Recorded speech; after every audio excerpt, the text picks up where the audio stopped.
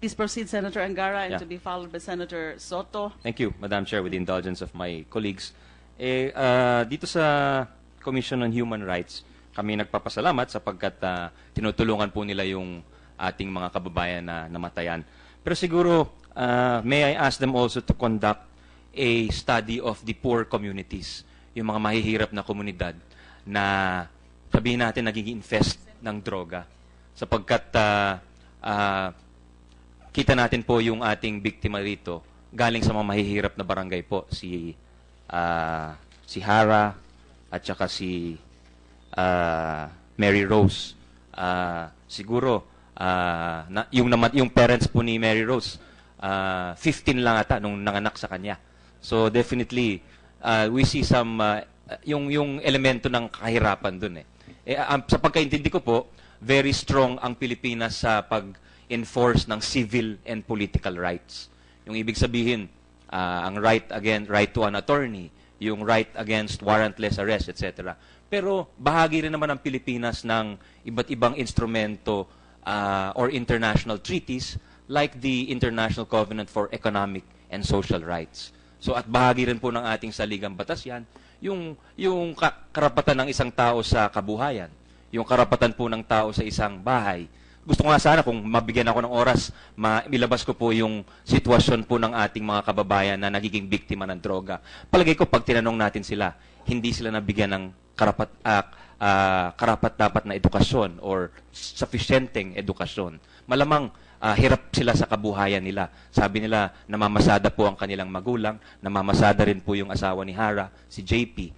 Ngunit hindi sapat ang kita doon, kaya siguro pumasok po sila sa droga. Kaya yung droga po, easy temptation. Pero kung meron naman tayong alternatibo, siguro yun ang dapat pag-aralan ng komisyon at ng PNP. Dahil yung droga nga ay, with due respect to the General who's doing a good job with his police and the PNP, and we support them fully in their effort, as long as it's within the bounds of the law.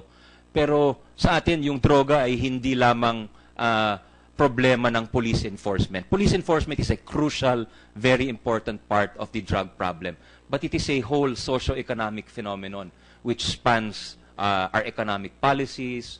It involves our rehabilitation policies. It's a health problem, as Senator Risa Hontiveros also said in her opening statement. So lahat yan dapat tingnan natin. Medyo mas mahirap para sa lipunan sapagkat pag sinabi mong right to housing, right to education, tayo magbibigay nun. Pero pag sinabi mong right against warrantless arrest, the state will just refrain from doing things. So it's easier. It does not involve a cost. Walang affirmative action on the part of the state. Pero I think it's about time that with the help of the Senate, we're willing to assist you. Sana tingnan natin how do we address these poor communities. Kasi kahit huli tayo ng huli, hindi naman natin ina-address yung rehabilitation ng ating drug addicts. Itatanong ko sana sa ating mga biktima kung naisip na ba nila pumunta ng rehabilitation, kung meron bang rehab program sa Pasay, kung meron bang rehab program sa Antipolo, yung mga public hospitals ba nila, merong rehab ward. Yun ang gusto ko sanang tanungin, ngunit wala na po tayong oras.